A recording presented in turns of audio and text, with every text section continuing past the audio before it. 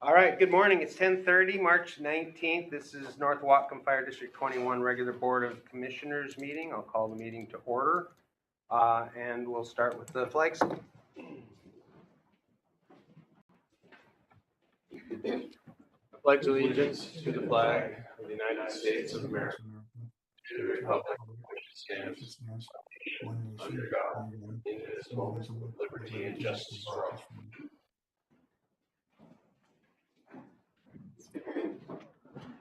Chief, before we get started, you had Yes, I just wanted to comment to the put on the record that today is the 1-year anniversary of Division Chief Sean Ward's passing. So. All right, so our first order of business is the Volunteer Pension Board meeting, and we have the February 19th minutes up for approval. Is there a motion? So moved. Is there a second? Second. Moved and seconded. Any discussion? All in favor? Aye. Anything else for the volunteer board? No, sir. Okay, we'll close the volunteer pension board meeting and open the regular board of commissioners meeting. And our first order of business is a presentation by the Carletti architects who are working on Station 63, Birch Bay Station proposal. And thank you for sending us the information that we were able to review about the options that are on the table. So we'll let you take it away. Is it, are you going to help with the slides? Yes.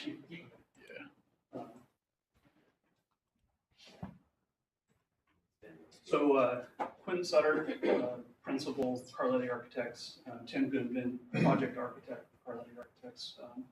They're familiar with us because of the RFQ package and stuff, but you know, our task was basically to look at Station 63 at a 10,000 foot level and look at some options of how we can attack this project and some budgetary numbers associated with it. So we worked hand in hand with Chief and Dave. Tim did a lot of the heavy lifting. And we, first off, out of the gate, we did some assessment stuff on the station, kind of evaluate the systems and the guts of the station. Then the first task was kind of come up with like a once program, right? And just kind of like, just say we're starting from scratch and just look at a program wise of this station and what. 1 second, sorry. It's okay. This is basically the first couple of slides anyway. So This is a new landscape. Is that Semiyama over there? Yeah. Oh, yeah. That looks awesome. Can we do that? Yeah. But the whole process is to first off, like, okay, what's an actual need for the station?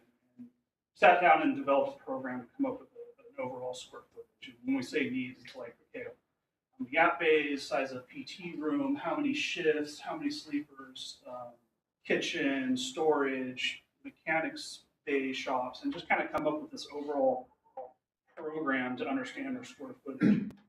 And then kind of work backwards from there. Sorry, your speakers. There we go. So what we did as we approached it, because we wanted to put costs with it, right? And we understand this whole process is to allow you to make an informed decision. It's not an easy decision, right? I mean, it's not easy just to say, hey, let's just ask for a bond and get a bunch of money and build a station, right? It's not. We understand the need to be mindful of the taxpayers and the taxpayers' money, and so you need to make you need to have an informed decision to decide which direction you go, because there's all kinds of directions to go, right?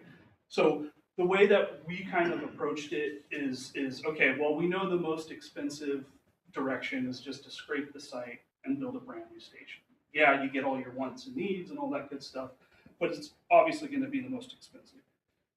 The cheapest option would be Yeah, so the cheapest option would be to basically, okay, how do we stay within the existing footprint of the station? Now, the only reason why we explored this option is because the app bays were acceptable. If from the chief in the conversations was like, well, no, the app bays work for us currently. If the app bays didn't work at all, like they were just like, no, it's a pain, they're always running into the door, they can't get out of the station quick, then we would have not even explored the option. But since the app bays were reasonable, we kind of said, okay, the cheapest option might be just to kind of gut the building. And then there's a second option. So the first option was to gut the existing building. The second option is kind of in between the two of how do we use the existing building, but then make an addition to the building. And kind of in a price wise, it's kind of probably in between of a gut and a brand new station. So that's our three approaches on how we attacked this and came up with the cost estimates. So if you could skip a slide. So again, so option one, full station remodel, you end up with 13,300 square feet. It ends up being like 391 square foot for a remodel. And this diagram is what's there now. Yeah. So, but it's Okay. Yeah, so the center, not. right, and so what Tim did was, because it's a lot of moving parts, this diagram kind of helped with the narrative when we kind of did a cost estimate, because you have the north portion, which is the admin. This is the north. which, Sorry. which, Just fit better on the screen. yeah, which faces, the go-karts and everything, and then you have the center portion, which is the app bay, and then you have the south portion, which is the existing mechanics bay, which, again, I know internally that there's some discussion on whether or not keeping an in-house mechanic is still going on, but that's not what we were really tasked to do with. So you can see from this diagram, we kind of move anywhere from 391 square feet to 658 square feet, and then the usable square footage. I think it kind of speaks for itself of these different options. So if you can skip to the next slide. So next slide, let's just talk about the interior remodel. This is Kirkland Fire Station. This is a remodel we did in 2018. We just did a gut remodel of it. Seismic upgrades to the app bays, and then redoing of all the living space. Next slide, please. So just highlighting. Part of this is that way we gave Dave a PDF, so the PDF's easy to read through and you can kind of just go through this stuff. Next slide, please. So again, what are we doing? We're going to gut the station, we're going to re-roof it, we're going to do seismic upgrades to the app bays, we're going to bring in new systems, refresh it, make it brand new, but we're going to stay within the bone structure of the building, right, and not try to blow out big holes or anything like that. We do some fixes to some stuff, but basically stay within the footprint and the bones of the station. So then, next slide. Okay, so pros and cons of that. It's the least expensive. The con, well, when we did our program, we're kind of squeezing the program into the building.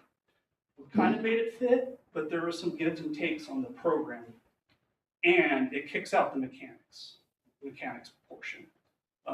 So there's those cons, and you're still dealing with, it's still the structure of the building, right? I mean, we're going to re-roof it, we're going to do seismic upgrades, but you're still stuck so much with the aesthetic of that building. There's only so much you can do with it, right?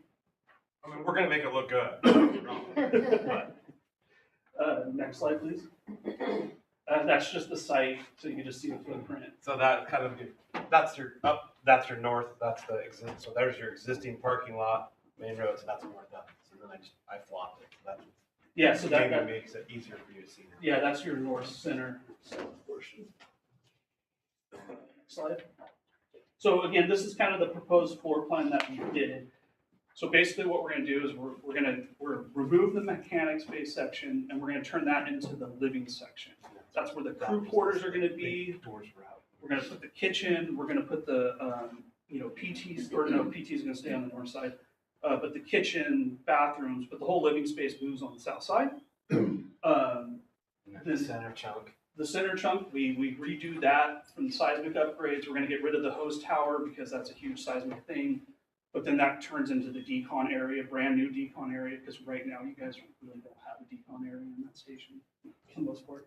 And then take the south portion or the north portion, which is kind of a mix of the living and admin, and then that kind of goes all back to admin, right? And it kind of goes back to what it originally was designed, but then it has to meet the new standards, right? So the bathrooms can't be little, the bathrooms got to be bigger. So there's a substantial amount of work to do to get back to what it was and then fit what we've kind of got in there. Yeah. And then again, look, kind of goes back to the pros and cons.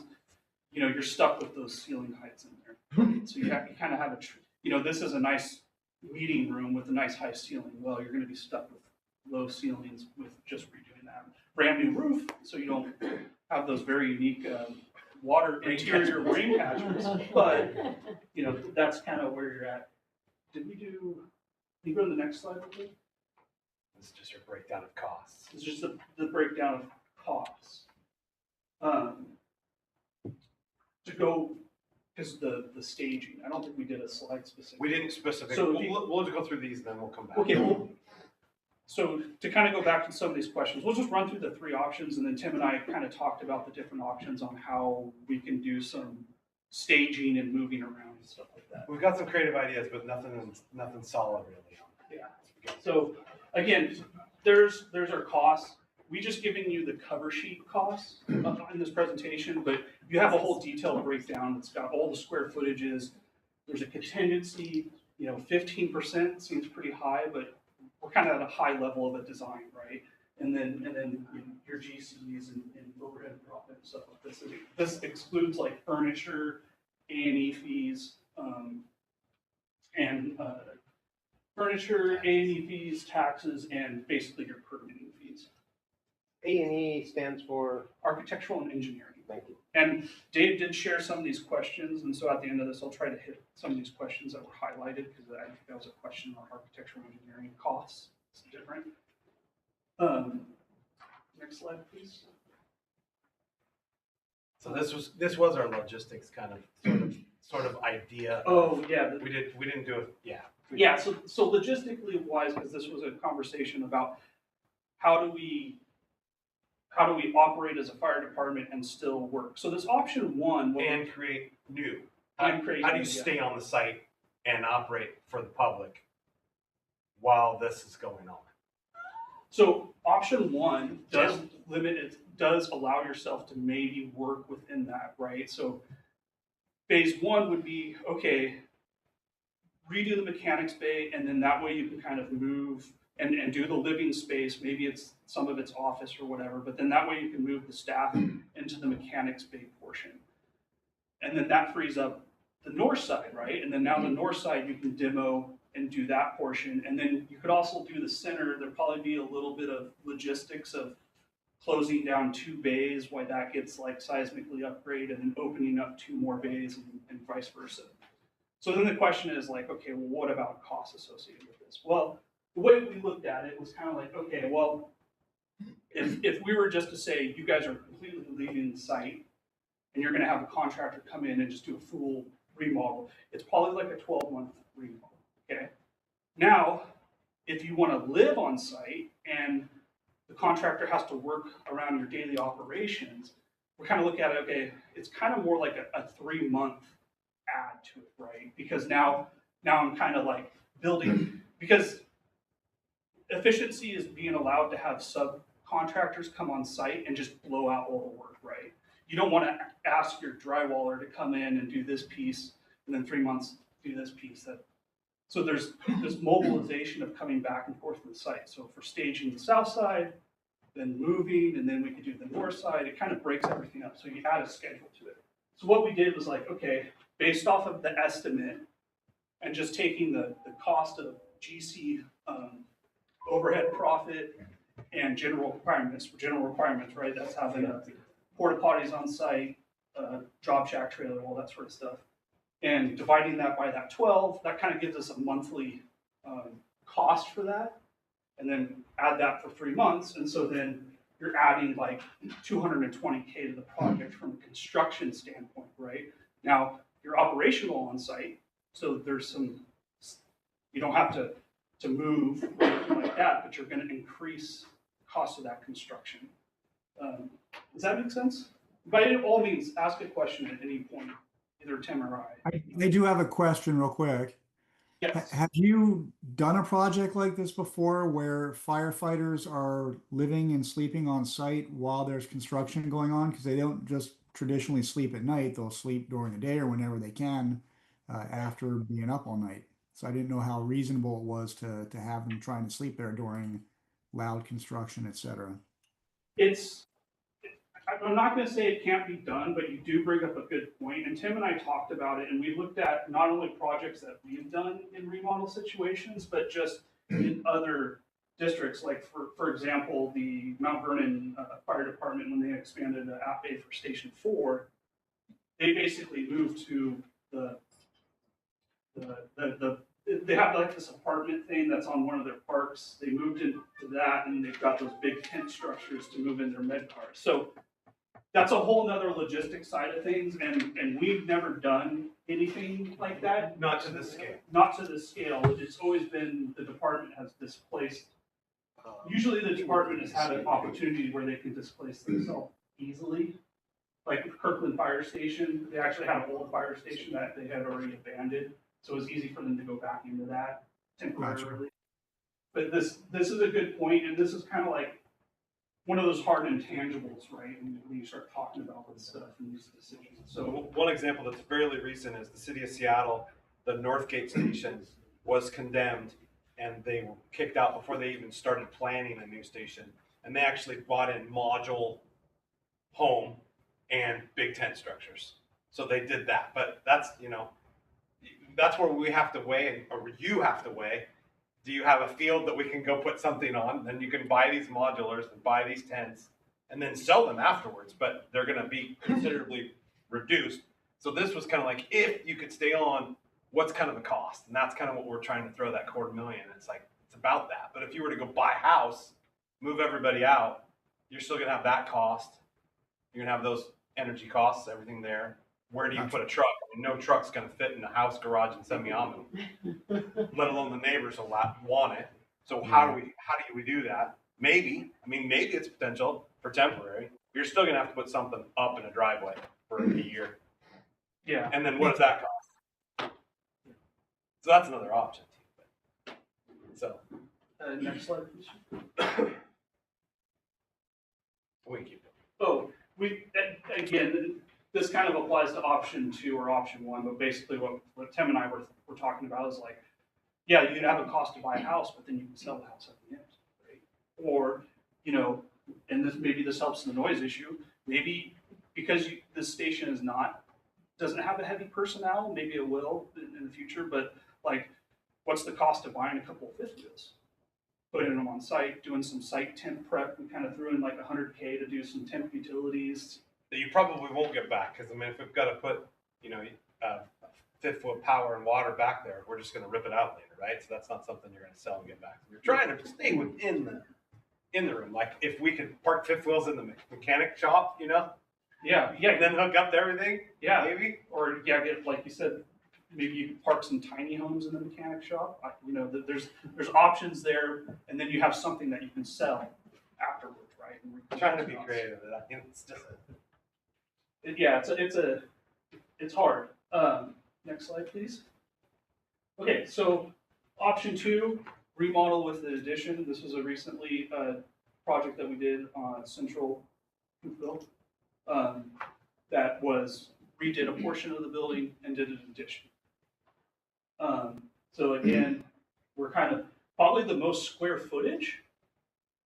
Cost per square foot is $459, but keep in mind on this, the only thing that we're doing to the mechanics, the south end, is basically re-roofing it and maybe doing some miscellaneous patch and repair. Other than that, that thing just stays the same. Next slide, please. So again, option 2, pros and cons, or that's the scope. So again, like option 1, we're going to demo the hose tower. We're going to do seismic upgrades to the app bays, get those all tied in. And then what we're going to do is completely demo the north side of the building, all that, and build This is like an 8,000 square foot addition to the north side to be both your admin and your sleeping units. And this one fits really good within the program that we came up with. It gives you basically the way that we approached it, because you guys are familiar with the station. You have the north side footprint, and then you have grass, and then you have the sidewalk, right? So we're keeping within that grass portion. So we're not really touching the rest of the site. We're basically staying within that grass field. So we're really limiting the impact on the site.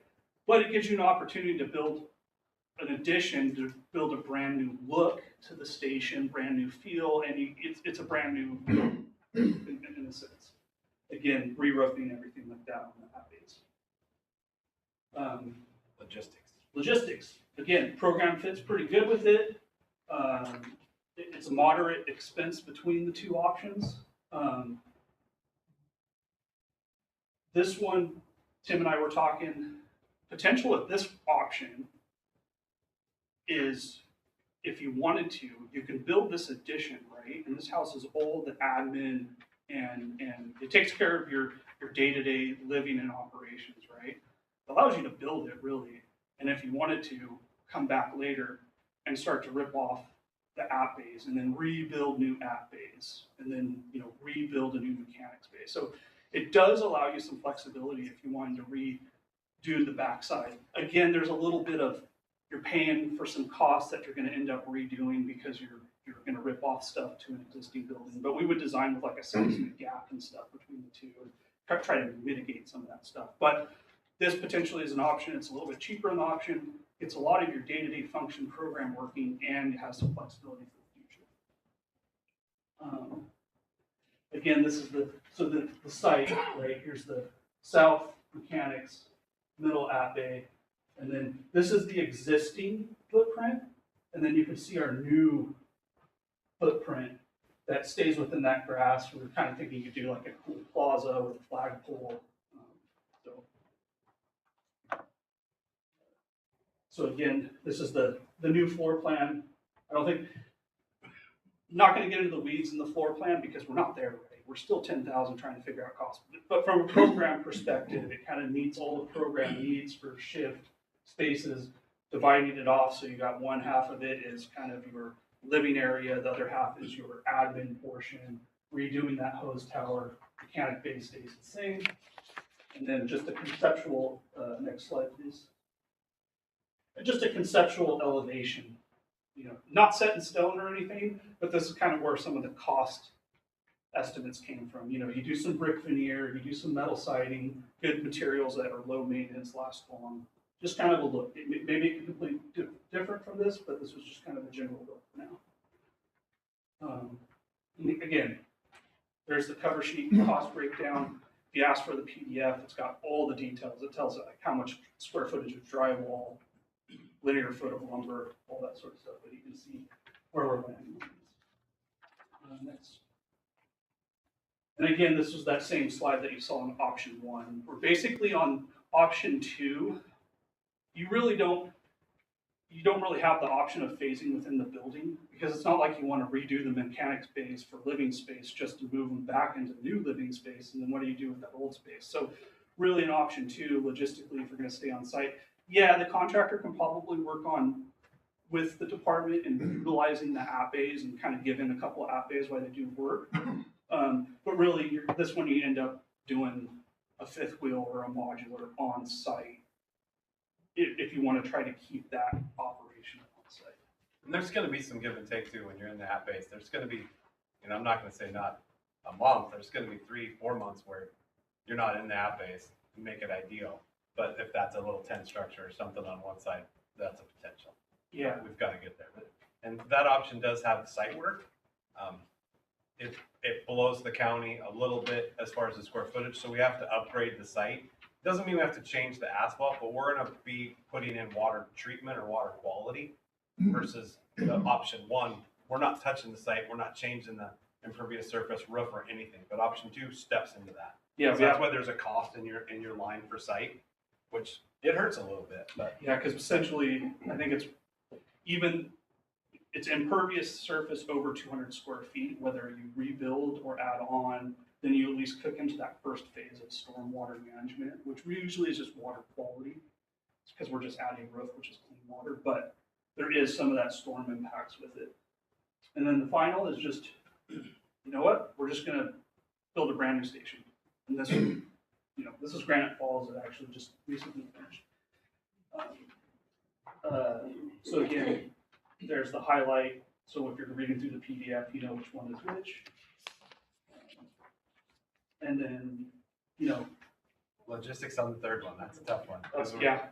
If you're doing the third one, you're not living on site. I mean, you're gonna have to displace and you're just gonna redo the new site. I mean, there's and you might think, well, there is a lot of site, but when you're gonna demo out an entire building and then build a brand new building, you'd be surprised how much laydown yard contractors need when materials start shipping in, like trusses and metal siding. It takes up a lot of space. So I don't really feel comfortable saying that you would be able to squeeze in to the corner of the site with a couple fifth wheels and some tent structures and be able to utilize it. I mean,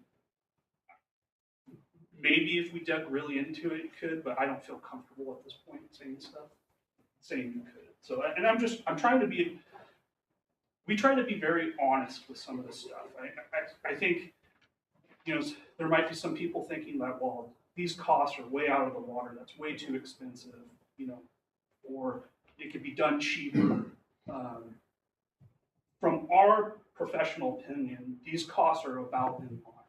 And we're not going to tell you something can be done cheaper just to make sure the job keeps going. We're trying to be upfront, and we'll be the first ones to basically end the job if there's just like, hey, no, this is the reality, and this, this is kind of how we feel on certain things. So we want to be honest with everyone.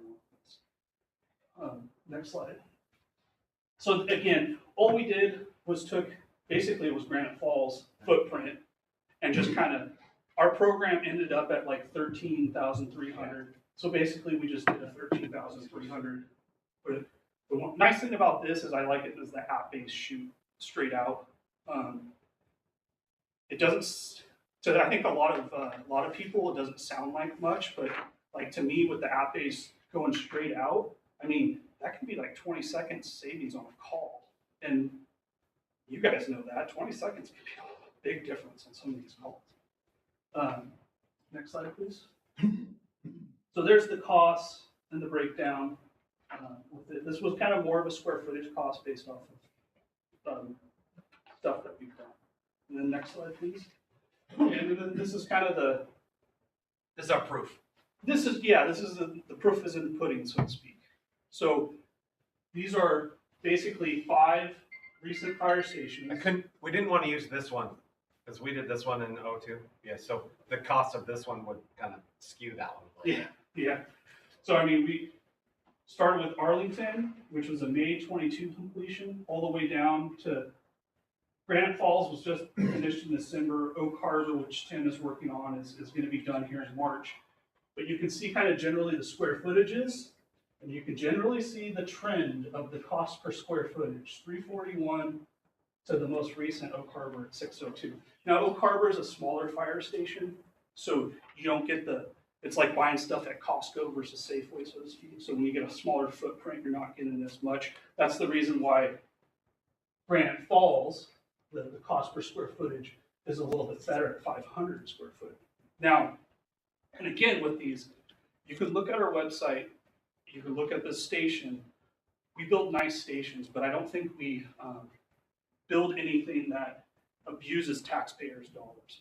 We're not trying to build Taj Mahals. What we're trying to build is a station that lasts a long time, has materials that are maintenance-free that you don't have to replace because you guys already have important jobs. You don't need to be worried about the building. And I mean, this building speaks for itself. I mean, this is still the original carpet. Small stuff like that. We try. And so then with that, I mean, we just kind of threw in, here's the 3 options. Here's kind of maybe the build out time. Here's kind of the ended square footage that you get, price, and then the cost per square foot. So you can kind of see that relative to recent stations that have been done in the past 3-4 years. And one thing I'll add too is the cost estimate was, we refined it based on our data, but it was done by a cost estimator up in Bellingham, Woolsey, that does this for contractors. So it's not just a, thumb in the wind trying to figure out stuff. He does this for contractors. So we're right in there. And that's exactly what this design estimate is kind of what we had as a design estimate. Obviously, it's hard, like, for example, Arlington, that was during COVID. Douglas County, we were like 3 months for ordering our lumber, and then the Ukraine war started, and so lumber like practically doubled at that point. So there's kind of some anomalies in there, but that's kind of where it is. So just to kind of, I know it's not in the agenda, but the commissioners have it. So just to kind of, touch on some of these questions. So I think we kind of talked about the temporary housing on different. Let's refresh that. Is that clear? Tough. So that back corner where the training props are, I'm assuming on your plan, you're not gonna touch any of that. Correct. So, If we don't have to, then we don't have to improve the site. okay, so if that were used for temporary housing and stuff, it probably would not impact your construction. The impact that I see is the impact of, you've got all the contractors on site. So if we can give you one side of the building like you have, that's a potential. It's not ideal because they're gonna wanna work on that side of the building too. Sure. So with that option 2 being pretty wide in the front, we're really pinching the action. But it's a potential. I mean, that's just, it's costs that we don't know. And that's why we tried to do it. Well, if we just extended the contract, how does that gonna look? So that's kind of how we got that. So it's not out of the question. If you put a modular back there and a tinsel structure and a couple of rigs, potential. But I do think that's work closely with the contractor.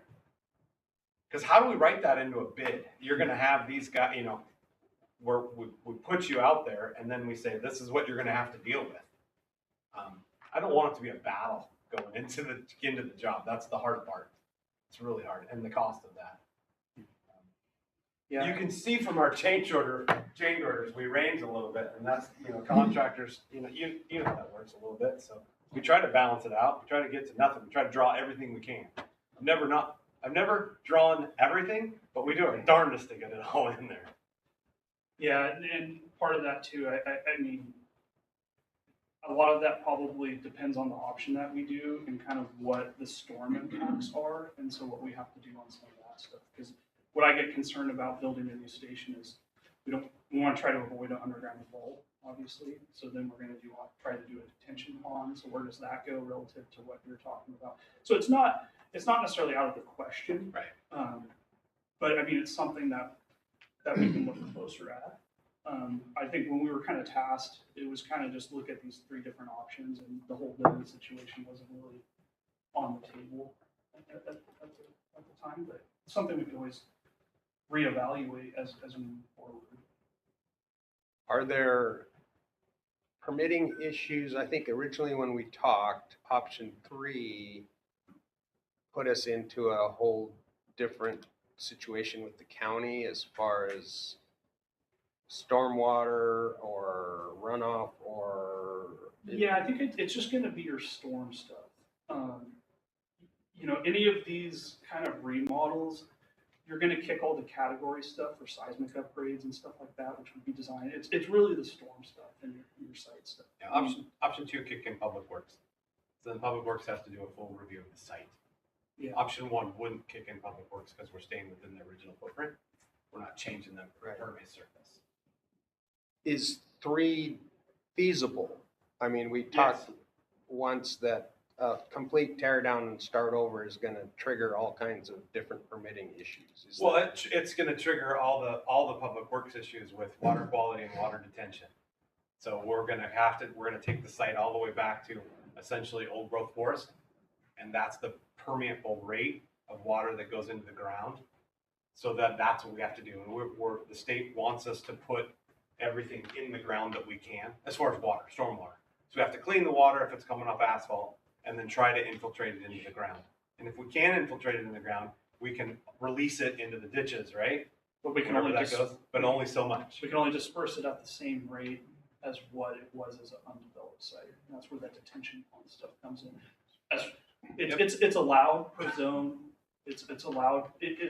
There's no CUP There's no process. CUP required. It's straight out allowed per the zoning and all that stuff. It just becomes a huge site redevelopment. And so yeah, And that's figured into this estimate?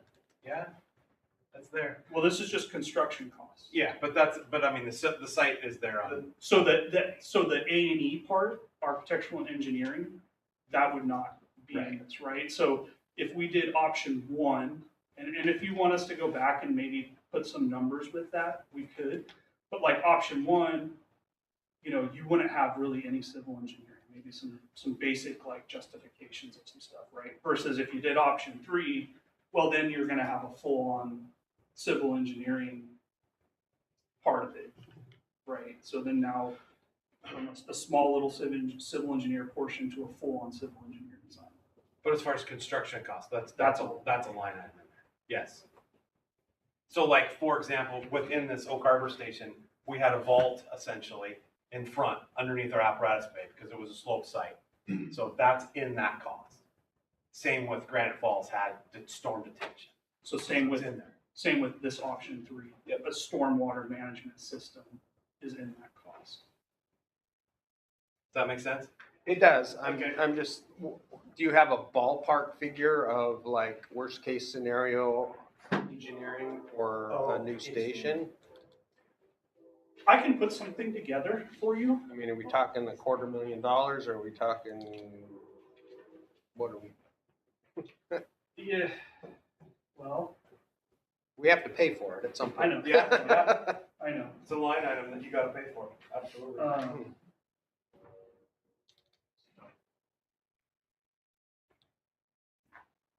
Not that I'm, gonna hold you to it, but I'm not in the industry, so I don't know what that kind of stuff costs anymore. I'm sure it's crazy, but.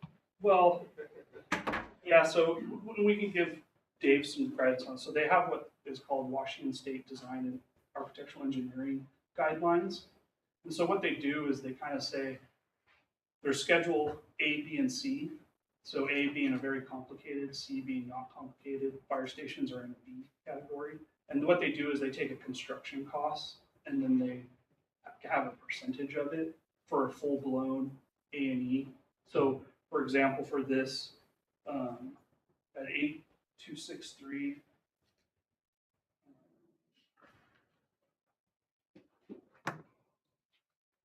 This is gonna cover A and E, so architectural, Right. structural, electrical, mechanical, civil, landscape architect, soils consultant, so all those, traffic consultant. I think a Schedule B is 8.35%. So you're looking at 690K for full-on A&E. Where It's less than tax. option one, Sorry, had to. option one or two is still, you go Schedule B, but then you deduct because you're not using, it's not a full A&E design. And again, that's just a rough guideline to help agencies justify what the A&E fees look like. And I can send you that. It's a whole PDF document, and it goes into it, what they consider standard services and then services outside of it. But yeah, I mean, it's, Gotta ask a question. no, definitely. And unfortunately, a lot of this stuff is just all the permitting and regulation stuff, right? I mean, I love going to barbecues and people ask what I do. It's like, oh, you're an architect. You must get to design and draw. And I go, well, I wish that was the majority of my work, but my majority of my work is just trying to get through regulations and permitting and applications and stuff like that. So unfortunately, that's where a bulk of this stuff is the cost, is just regulations and justifying stuff.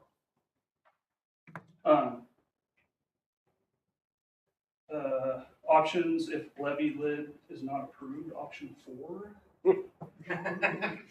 Nice curveball. Blue chart? So, yeah, I mean, so what does that mean, status quo, except we want to get rid of the rain catchment inside? Yeah, new roof. So, I mean, we could break that down.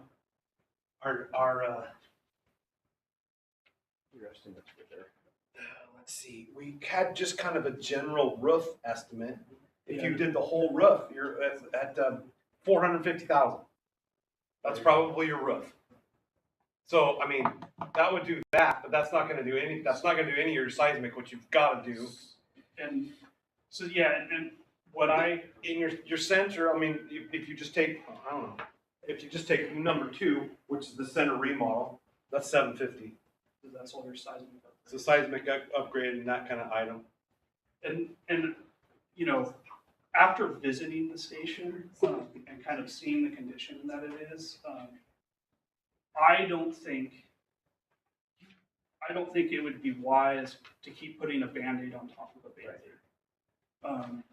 I think that's why he's asking about option 4, because it's like, what is that? Because option 1 being 5 million, what's option 4? And your option 4, I'm already at 1.5, and it's a big Band-Aid. I mean, option 4 could look like something going back what you were originally thinking of doing a maybe ripping off the north end and just doing a prefab structure, or leaving the north end as in and just figuring out how to get a modular structure. I know like a modular, like office type structure that's like 40 by 55 is about $900K.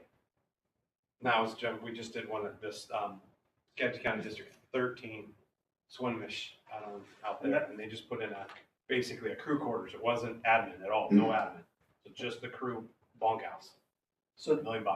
So yeah, I mean, you can do a modular potentially and save it. But for me to looking at that station and some of the issues that are involved with it, just from the envelope aspect, the leaky roofs, the old mechanical systems. I mean, What they're not even sleeping units. They're curtain rods. To me, it does not make sense to invest into another big, unfortunately. You guys are doing something right, because you guys keep firefighters in there, and they keep coming back, and they're hired. Does that make sense? So, I mean, we've seen a lot. We've seen a lot of stuff where guys are bunked in stuff. So, I mean, we could definitely, you're obviously the owner group, and we can do, whatever direction that you want to go, but we're just trying to give our best professional advice. Well, we know what we want to do. It's up to the public to decide. I know. To do it.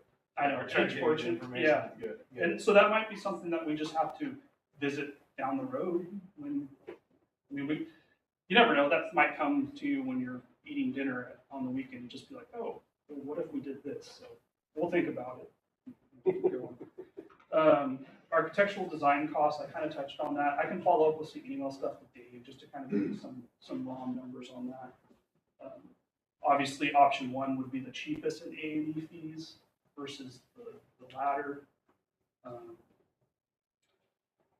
Environmental impact codes, I think we talked about that too. Really, the big stuff is the stormwater.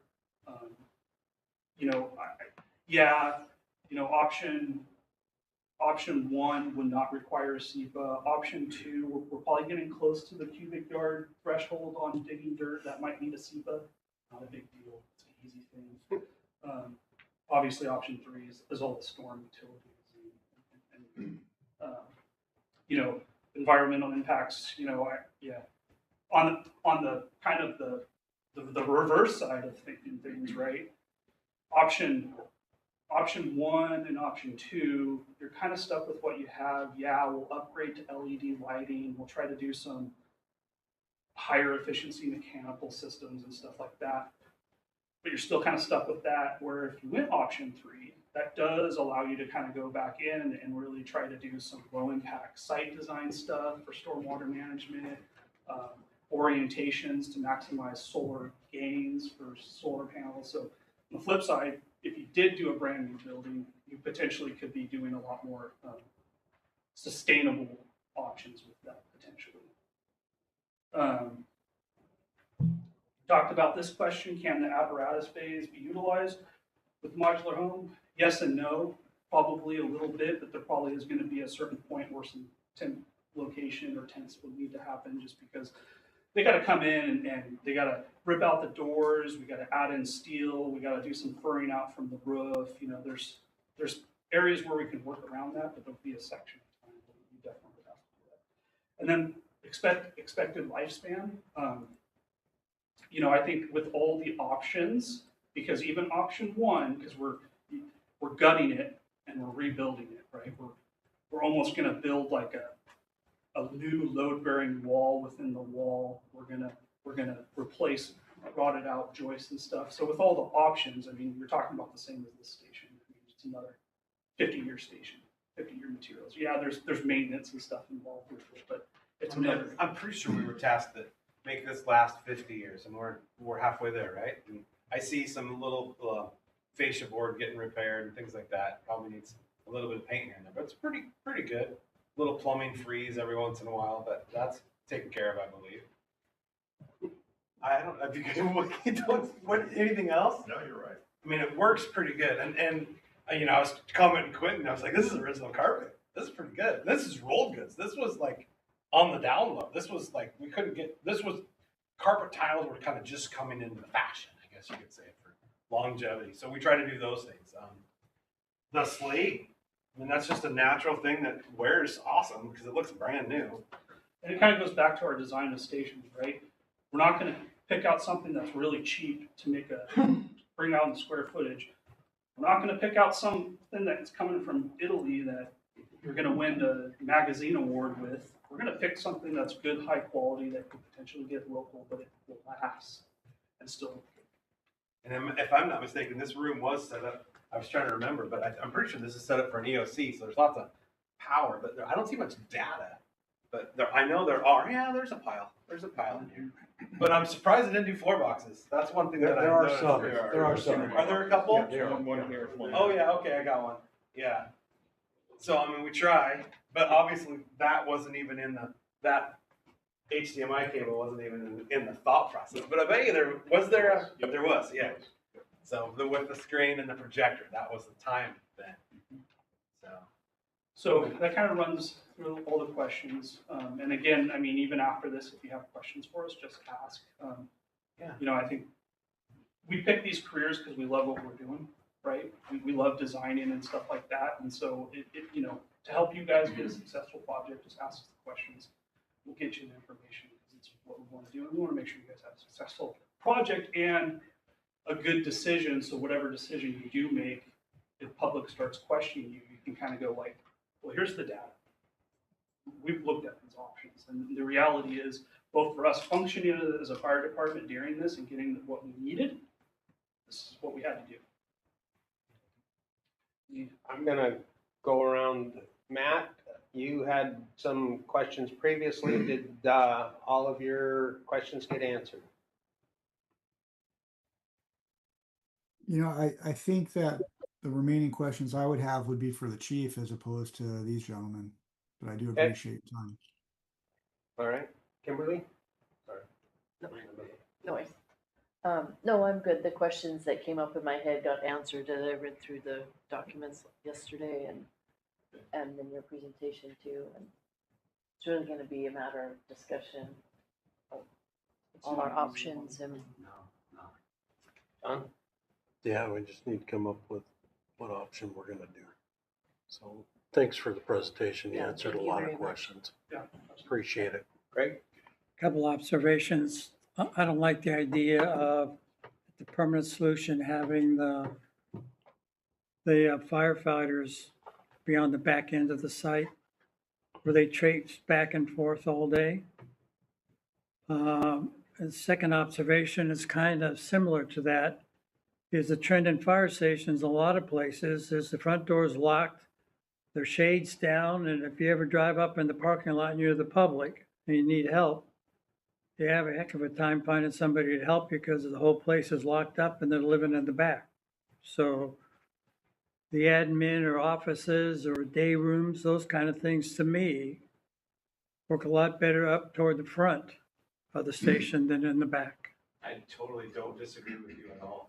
One solution that we found in the past is, one, cameras are good, security is there. I have put red phones right up front. So like currently Birch Bay, if you were to pull up to like right in the front and run to that front door, if there was like a red phone that you could pick up, a physical phone that you could pick up, and it rings in the station. That's one option. Well, I know what you're saying, but the guy's all the way in the back. That is not ideal. well, you can go one further, get me an old couch by the front door and an ID hook right next to the window so I can hook up and take care of business right there. Yeah, yeah. Thanks. Good job. Thank you. All right. It's a tough one. We tried to hit all the questions, but we can't make them all up. But if you guys need any other data or something, or want us to give you a blurb about option 4, we'll do what we can. I really appreciate all your details and Yeah, getting the presenting packet to us ahead of today. time was Yeah, getting the packet very was helpful. very- Allow us to, Dave, it's all Dave. a chance to Thanks, Steve. get a heads up before and Yeah, and by all means, the cost estimates, dig through the details. And if you have any questions, like, what does this line item mean? Just ask us, and we can just be like, oh, well, we assume there's gonna be some seismic upgrades with like ties or something like that. So that's what. change orders and things like that. I know that they happen during a project. I used to work in a city a little south of here that is up to $80 million on their new fire station. And part of that is due to poor management of the construction project. The other part was change orders. And they sort of had an exponential contract that change order 1 costs this. If you get 2, it's double that. If you get 3, it's double that. If you get 4, it's double that. Is that something that you guys adhere to, or is No, not at all. I started with Carletti in 2006. It's always been kind of like a 5 to 6 person firm. And now as owner, I'm going to keep it a 5 to 6 person one. I think some of the bigger architecture firms, I'm not trying to speak badly or anything. I think stuff can get kind of lost with all the staff and everything going on. So I think we have a benefit being smaller. We're kind of a little bit more tied into everything, and we probably spend more time in the construction document side than making a pretty picture side, if that kind of makes sense. And so that is a big pride. I mean, he gets irritated when he gets a phone call about a change order, right? And we try to figure out ways we can kind of, maybe horse trade a little bit. Obviously when you're doing existing remodel stuff, there's always a little bit of unforeseens in the building when you start ripping them apart. I think our change order percentage really does talk for itself. Yes. That's our battle. And That's our battle. without going into these change order percentages, some of them are just kind of a result of COVID or Ukraine war, and some of it is just simply like, hey, it came in under budget for the bid, and then it's like, hey, let's spend money. It's like, well, time out. Let's build the walls first, get out of the ground, and then it's like now the owner's like, oh, hey, let's make some upgrades now because we're being good on the change orders. Look, I do not like to make a phone call to an owner that says, hey, there's a change order, because I view my owner as something personal and not an open checkbook. So, those are very personal to us to not have those kind of conversations. very good. And I think it's pertinent that when we start, obviously this whole design, build, bid job is difficult, and you guys are kind of locked in with low bid, and that contractor A, B, or C comes on board and you don't know them. What I say when we have our first construction meeting is, you're part of the team now. If you can find a better way to do this, if I drew it in a way that you don't like, let's talk about it. Let's not get pissed off at the architect or the engineer for designing something that you don't want to build or you're not comfortable building. If there's an alternative way that saves the owner money, let's talk. So that's integral. I think we've got to have that. I think so many design professionals, engineers approach that with a lot of difference. Like, this is the way it's going to be, and we're not budging, and we're not going to bend. Well, you know what? You don't have successful projects if you do that. So we got to be flexible. Very good. And I know this is down the road, but one thing I feel strongly about, since we operate on our citizens' money funding, is keeping those contractors local. Yeah. That it's here in Whatcom County Yeah. because our money is Whatcom County, And and there's a lot of reputable contractors Yeah. that bid on or love bidding on their jobs because they don't have all the loopholes for people looking for roles. So there's a lot of that, which is awesome. thank you. And you have a lot of sources. I mean, there's a lot of manufacturing sources right here. Absolutely I mean, I believe all these doors are Linden door. nice. I don't know why I remember that, but I do. It's important. Yeah, it is. Absolutely. Bruce, is there any way you can rearrange the agenda so we can do the levy, so all our guests don't have to sit through? Certainly. Absolutely. Sorry, we didn't mean to take up too No, much. No, No. no, it's, we, Thank you. yeah, Thank you, appreciate sir. your time and, Oh, yeah. give you your hardware back. Yeah. All the important documents. But I think Dave has pretty much everything, so, but we're an easy phone call or email away. So, Yeah, no, appreciate your time and Thank all you. the effort you put into it so far. Yeah, It certainly gives us, something to, chew on here, so. We'll just get the public to get behind our Appreciate it. levy and we'll be in good shape. okay, thanks for everyone's time. All right, Do you so, mind shutting that I outside certainly door, will. that, the one outside? Oh, yeah. the cold air. air's coming straight at me. Right at you, sorry. Thank you. So there's been a suggestion to move into unfinished business. Is there any objection to that from the rest of the board? Hearing and seeing none. We'll move on to the levy lid lift discussion. Maybe, I mean, we probably want to have an opportunity for public comment. I'm wondering if we should do that first or after. I'll let you know that there's two options that we're considering. It's $1.10 or $1.20. So, we might have a discussion and make a decision and then you speak. So I'm kind of thinking maybe you would want to speak to us before we make that decision. Certainly have an opportunity afterwards if we need to, just for kindness of the board. But I personally think it would be helpful to hear if people have concerns. I know there's some folks here who've been here before and have looked at the numbers a little bit outside of what we talked about. But basically, correct me if I'm wrong, but the two options that are before us today is either accepting the $1.10 or the $1.20. And we as a board will debate that and decide on that. But is anyone opposed to having the public comment now? Does anyone signed up? As they talk over it. Okay, so I see wonderfully, we have more people at this meeting than I think we have had all year. Thank you for coming.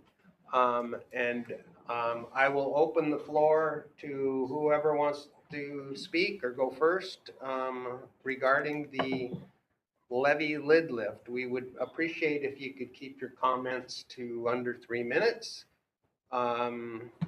So fire away. Hi, I'm Vivian Alberstein, and just a question. That option 2 was intriguing, and I was wondering with the growth that we have going on in and around the Birch Bay, Semiahmoo area, where we've got possibly another 800 to 1,000 homes that are going to be built in the next 10 years.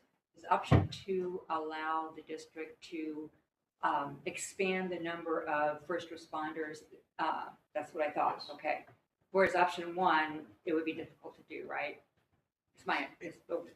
Difficult to do, yes. So at least option 2 would give you that opportunity because the community is growing. Yes. And so that's good. And as you said, you need to add first responders. So it is, I remember from last month, somewhere in there, I remember that the difference between $1.10 per 1,000 and $1.20 per 1,000 was somewhere around $4 to $5 a month on a $500,000 home. That's not a big difference. And so, in my view, it would be ask the voters for what you need for, and you said this is a 6-year levy. So for what you need for the upcoming foreseeable 6 years, including the population growth that's going to be occurring, and let us, the citizens, help you interpret that to something that's really simple, because this is complicated. All of this is very complicated, but let us help you interpret that as something fairly simple. That's all I have to say. Thank you. Thank you.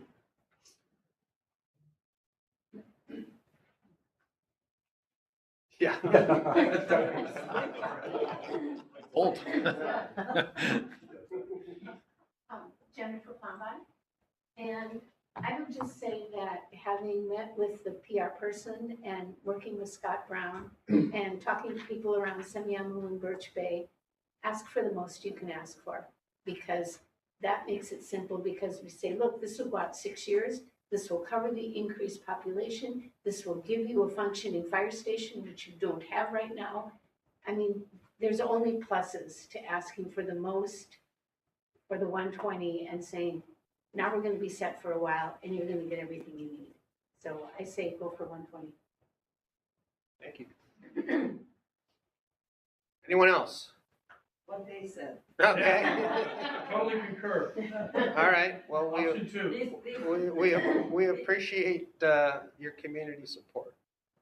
Did you have this? I was just going to say that these folks that are joining new are from Semiahmoo, Okay. and they've been involved in safety and security committee and welfare mitigation committee, and so they're really tied into the whole what's going on with the fire department is important, and these are ambassadors for you.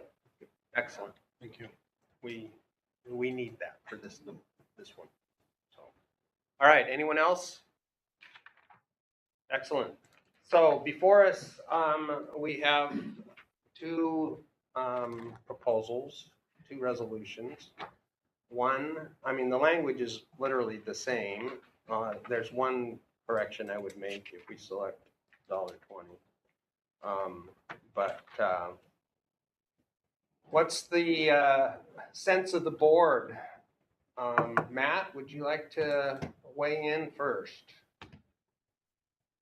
I've been a proponent of making sure that we cover all the bases up front and not have to rely on the future for another levy to get us brought back up, hopefully to where we need to be. I'd like to plan for the future and the success of this department as much as possible. And after having talked numbers for many years now, $1.20 to me seems to be the most reasonable way to move forward. So, and that's kind of where I'm leaning, unless I can hear something to the contrary to make it make sense. It doesn't make sense otherwise to me. Okay, and probably, sorry, before I get to the rest of the board, I should allow the chief, who is the one that has to manage this and pay the bills and make this work. So I'm really interested in hearing what you feel the difference between $1.10 and $1.20. It's, to be honest, it's a big lift, right? We're at 76 cents now, and a lot of people are going to say, holy cow, that's 50 cents I'm talking about. In a time when gas prices are going up $1 a week. But Chief, we ask you to run the department, and I want to know if you're telling us you can do it at these rates, or what you're. Well, I'll just maybe I can make this short. Last month I recommended $1.20 to you. And I think looking at the economic outlook, this changed even between month to month. The smaller, the thinner margin is going to be difficult. So $1.10, that left us the thinnest margin and would not allow us to do, we would have to march out some of the upgrades and they would be dependent upon how things are going. $1.20, as Ms. Elderstein stated, it gives us the breathing room. It gives us the ability to do the things we need to do. And it's interesting, this levy would be coming before the voters in August of 2026. The last time voters approved a levy of any sort in Fire District 21 was August of 2006. So it will have been 20 years since we have been able to make up that gap between the state, what the state allows, the 1% plus new construction, versus actual inflation, actual population growth, actual call volume growth. We've got to fill that gap, and $1.20 does that. Thank you. All right. Mr. Ian. I support $1.20. Okay. John? Thanks for coming. Really appreciate it. Thanks for being ambassadors. I'm gonna take their recommendation and we do 120. I agree. Thank you so much for joining our team and being our advocates. We really appreciate that. We can't do it without you. And I would support $1.20 as well. All right. I agree. The language for the resolutions was written by our attorney. The one issue I had is in the explanatory statement, the last paragraph ends with this levy for the $1.10. It says, this levy is the primary source of funding for emergency services provided by the district. Voter approval of proposition number 1 will provide funding for the district to continue providing fire and emergency medical services at existing levels. So basically, no frills. $1.20, they copied and pasted that same language. And I know that there are a lot of people out there that want to come up with a good reason not to vote for this. And so I don't want to give anybody a chance to say, well, you lied to me. That same language is in the $1.20, and it's my impression that $1.20 will allow us to slightly improve our emergency medical services. So I would say if Expand. yeah, I would just like to say that if we adopt this, that the board understands that we would like to make those changes to that last paragraph that reflects that $1.20 would allow us to improve and or expand the services. So there's no objection to that. I will entertain a motion for resolution 2026-04 establishing the levy lid lift rate at $1.20 per thousand. Sorry. Would you please include the limit factor, just for, so it's on the record? Thank you.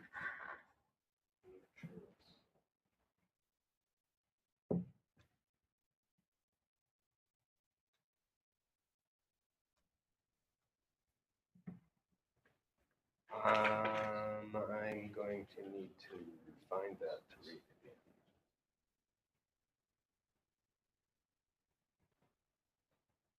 again. So currently, by state statute, we are limited to a 1% budget increase annually. That obviously does not keep up with inflation. We've tried multiple times to approach this state legislature to ask them to allow at least up to 3% per year, which kind of tracks with cost of living inflation. Doesn't always hit it, but I believe that If we stay at 1%, we're just gonna be behind. By year 6, we're not gonna be able to make the payments, so, the levy, well, it's probably in the levy language, isn't it? Okay.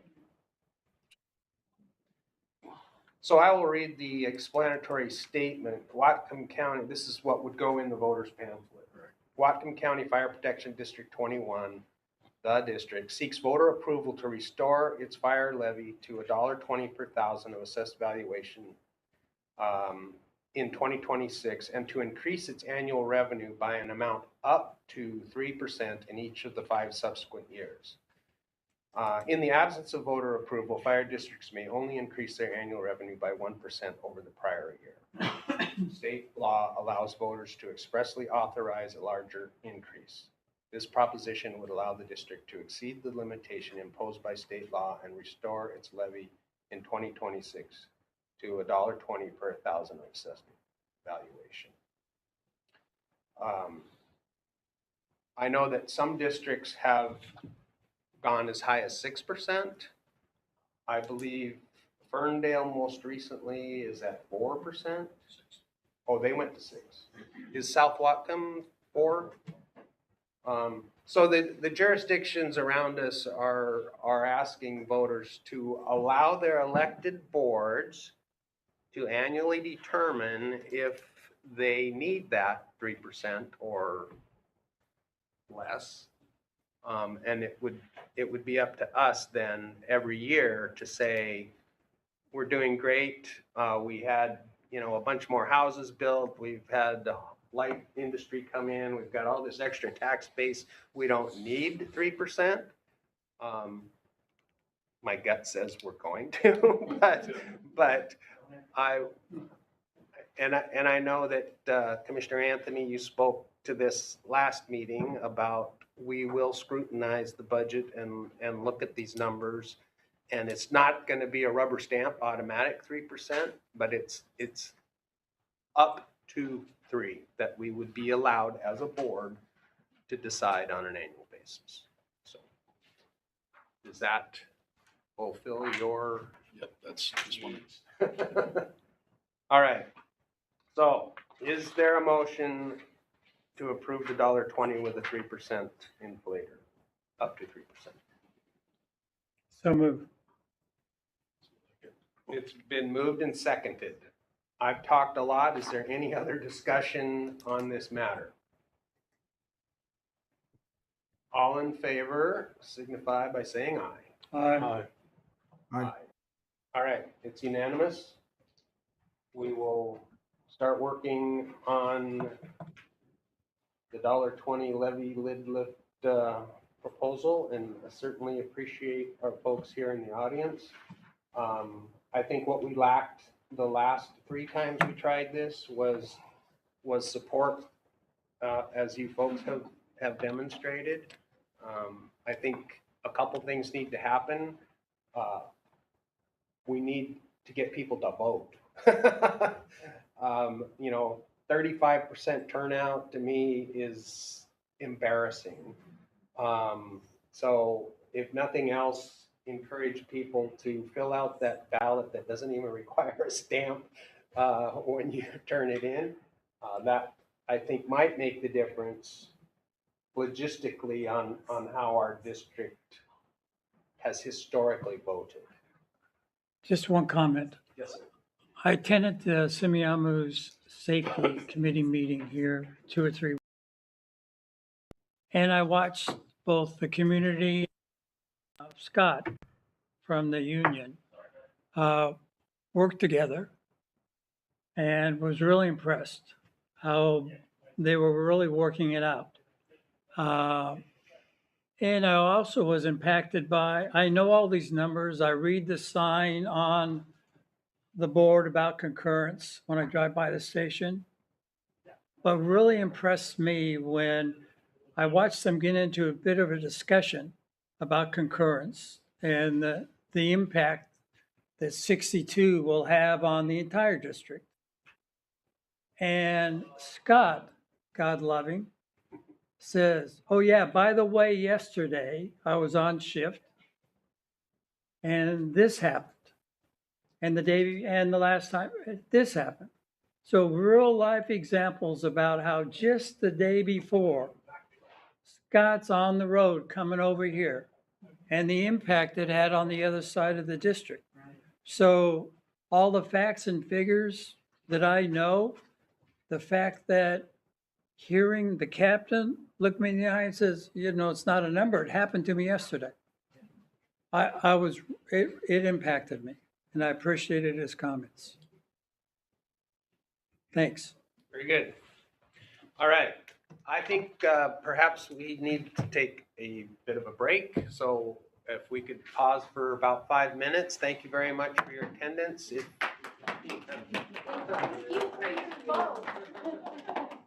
Thank you. We have our work set out for us now. Yeah, well, we certainly will need it, but we do appreciate it. All right, we'll come back in 5 minutes.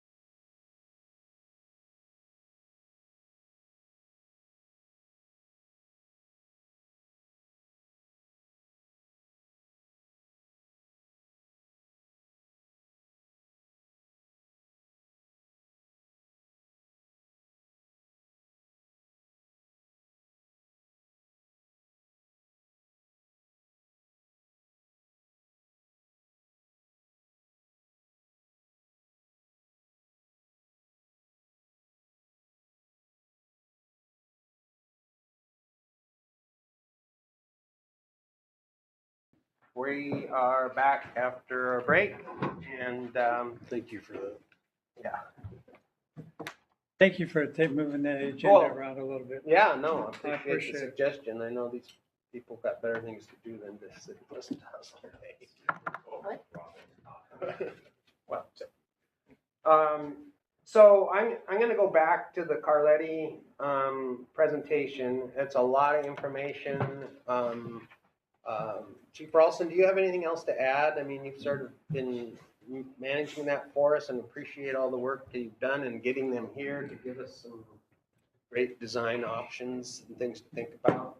You know, whatever decision the board chooses to make, it's going to be, I know there'll be challenges. Obviously monetarily, we got to figure out how it would fit in with the existing budget. So I know Chief's worked on that. That's something to look at. But obviously, something has to be done. And I know that's a direction the board has kind of expressed their opinion. So I guess our next comments are from me and maybe from Carletti would be, okay, you know, they've kind of done their work with this project now. Now what's the next steps? How do we want to continue either retaining them to help with the next steps will be? And I'll let maybe Chief, we've talked about that, but Chief can expand on that too. But as far as, you know, what's the board's next steps with that in mind? Obviously the lid lift's the most important thing, but Station 63 isn't, you know, it's still there. It needs to work. And where do we go with that in a planning process of, you know, the permitting and then getting a contract in place either with Carletti to continue with the work once an option is chosen. Those are kind of where we're at with some of that now. And, you know, I think there's been some good discussion and amongst the board and from the public and now we just got to get that in place, you know, and obviously if it's a board direction, I think Chief and I have talked about, we're obviously going to have to come up with some kind of a temporary housing. And, you know, we can start to work on that. Maybe some options in play with that because we've not really done that other than just had discussions. So, you know, what would it be? We've got some estimates from the architects about some costs associated with that. That's the first I've heard about that, but that's something we could then dig into a little bit more deeper to really maybe find that out a little bit more. Whether, you know, whether it's a fifth wheel like you talked about or a modular home or something like that, we could start to come up with some ideas about that. Okay. All right. Question. Yeah.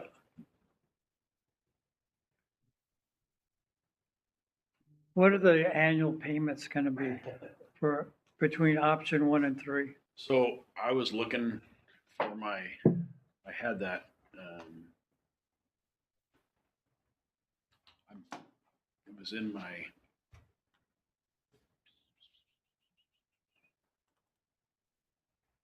on here, let me see if I've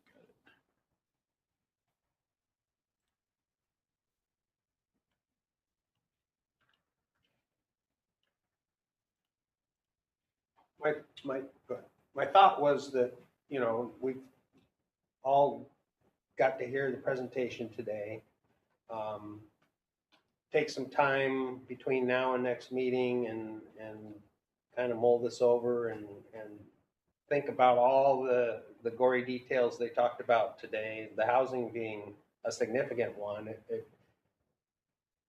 It sounds like to me for the best efficiency for construction would be to move offsite.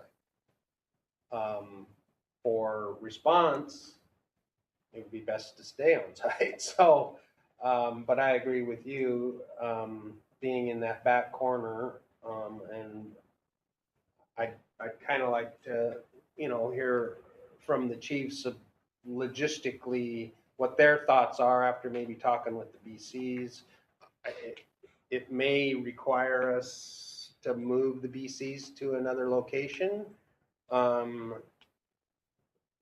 Logistically, just put them somewhere else, and I'm not sure where that would be, but we might. I mean, I guess we talked about here. There is room to come here. Yes. There's a bunk, but there's not office. That's yeah, we have to. We can get some of those hospital dividers. Well, I hate to be overly creative, but done some of this stuff in the past, I'd be over knocking on the American Legion store. They got That's- pavement from left to right, Mm. and they're looking for ways to pay for a new lift to get them up to the second floor bar. So I see a lot, they have trailers in the back now, or the moving vets from back.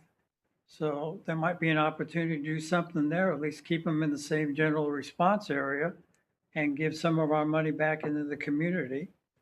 I don't particularly am enthralled with the idea of staying on site. Hopefully by the time we get done, we're at option 3 in my mind. I'd love to be at 3. I hate option 1. But some of that idea about, is there someplace local that will look forward? That's a great idea. I drive by that all the time and see all that space.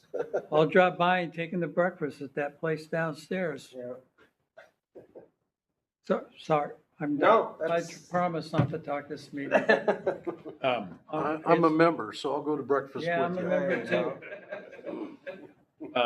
You were asking about payment.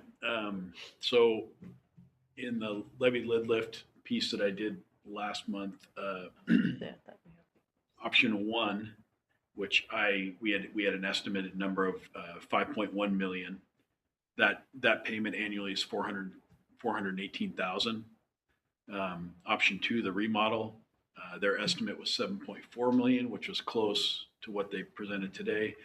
That's 609,000 of dollars for an annual payment. And then new construction, they had estimated at 9.7 million. I believe the estimate today was under that. Yeah. But it didn't include some of the A&E costs and Right. other things. So that payment annually is 795,000. Thank you. Yeah, I mean, I think if you're looking at option 3, you're gonna have to add $1 million to their bid. Yeah. I was figuring 15 to 20% just with everything. Well, but I mean, A&E, all the things that they haven't included, we've got to rehouse and, I mean. But it's gonna be- the number the chief just quoted was a million or $1.5 million more than the revised number. So it's kind of all in the ballpark. Yeah, yes. So, anyway. So my suggestion is that we put this on our agenda for next meeting. We answer any questions, do any other updates. One of the things I was gonna ask for was how much is it gonna cost to make payment, which we got that done already. But, you know, we can't pull the trigger on anything until we get money.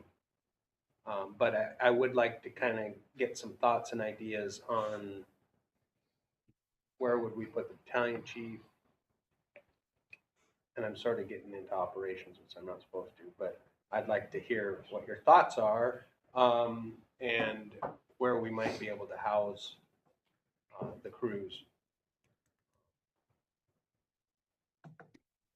Bruce, Sure. I'd like to ask just a quick question to the chiefs about option 2, because I've just heard talk about option 1 and option 3 and no real mention of option 2. Is there a disadvantage to looking at that option seriously? In my opinion, there's not a disadvantage. It's just that when I looked at the numbers, option 2 and option 3 are so close. And why, we're going to do some seismic upgrades to the apparatus bay, that kind of thing. But why not? If you're going to consider option 2, you might as well take a strong look at option 3, and that's a completely new structure from the bottom up. It's now we know that's a 50-year structure, and it just seems to be the best bang for the buck. But that's just my opinion. With 6,200 square foot less of usable space, though. But it's 6,200 feet of well-designed space as opposed to a The Franken original- building. The original building. Yeah.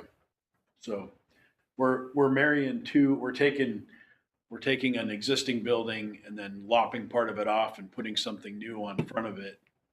I think that it was hard to see in the graphics, and probably even harder on your computer screen. But when you look at the Granite Falls station, which is what they overlaid over our property, not saying that's the design, but it flows a lot better. The traffic flow, the flow of the apparatus, the flow of the station, the ability to keep the firefighters in what we call the cold zone, in the clean zone. It's all together better. Option 2 is leaps and bounds above what we have now, and it is certainly not anything to dismiss. But when you look at I can't believe I'm saying this. What's $1 million over 50 years, right? I mean, it's so. Yeah, I agree. I mean, for how close option 2 and 3 are in price, again, there's going to be some A&E stuff on 3 that we're going to add to that. I mean, if it was like, okay, option 2 is 7 million and option 3 is 15 million, that's kind of a no-brainer. But being within $1 million of each other, I hate to say it, but that's hardly nothing. For getting an apparatus bay that isn't pieced together and an old wall that is going to crumble with a new roof put over the top to stop the water from leaking. It's because it's that close in price. I think it deserves looking at 3. We might be at 4 if this doesn't pass, but hopefully not. Anyway, we can ask more questions, talk about it. If something comes up between now and next meeting, I'd appreciate you guys contacting the chief and sending him questions that we can talk about. Again, we're not going to make a decision on this until we know we can pay for it. So, but at least we have some great plans and options and hope at this point. So, if I could, just I do think Chief Ralston and I are going to keep looking at the temporary building, temporary, offsite option. I think the Legion that was one of my first thoughts. Was it literally changes us from an even to an odd address number, because we do have that letter from the union stating their concerns about the facility, and I think it's imperative that we have to move towards, we know we're going to enact part of option 4, which is moving them out of the building for a period of time. That's a 2-acre lot. I don't see them doing anything. I can't see any kind of construction, remodel, tear down, whatever happening very easily with our people on site and the traffic, the daily traffic, just all the things. So I think we're going to have to vacate that premises for a period of time. And so I think we need to continue moving in that direction. So Chief Ralston and I will keep pounding away at that, and we'll see if we have something for you next month. perfect. Right, and the noise. Yeah, I hate the idea of keeping staff there during construction. Yeah, it'll be super disruptive for everybody. All right, we'll move on. Next item is the approval of the consent agenda. That will include the meeting minutes from February 19th, the financial reports, vouchers, payroll benefits. The chief's report we've pulled out separately from now on. So I will read in the numbers. For January, the revenue was $91,349.15. The expenditures for March were $1,051,111.19. Direct deposit payroll, $418,808.04. Payroll taxes, $94,314.95. Benefits voucher, $265,520.59. L&I first quarter, $138,998.58. Child support voucher, $1,386. Monthly expenditure voucher, $104,328.64. Monthly expenditure voucher, second set, $7,294.51. Capital projects facilities, $18,951.48. Capital projects voucher, $1,508.40. Is there a motion to approve the consent? Moved, second. Second. Any questions, comments, discussion for the consent agenda? All in favor? Aye. It's unanimous, thank you. Commissioner meeting reports. Anything from you? I just gave that brief update on the SRA, so Okay. I'm good. All right. Went to the all county, we went over the government ethics, or some new members appointed in certain boards, but other than nothing. All my projects are coming along, working on some new grants. I understand that the FIFA grant process has been slowed down by the government slowdown. Matt, anything? No. I saw that you did that training. You got the certificate or whatever you needed, so you're good to go. Yes. All right. Let's see. I attended the D4 meeting, as D4 is now here with us. They authorized the purchase process for a new engine. Congratulations. Thank you. Are looking at some upgrades to the training ground and heating system for the training. Anything else you'd like to add from D4? I don't think so. We've identified some significant issues with the pavement out there on the training grounds. And all three of the commissioners are unanimously in favor of maintaining that very nice facility that we have, even though it's somewhat underutilized right now by us. But our tenants there, Bellingham Fire, we want to continue to make that a nice facility. So thankfully we were able to pass that levy lid lift and gave us a little bit of room to make some long overdue improvements and repairs. So, but yeah, and then amen to a $1 million fire truck. Yeah, and it only take 2 years to get it. Right. No, that's all. Thank you very much for allowing me to attend. Yeah, no, thanks for being here.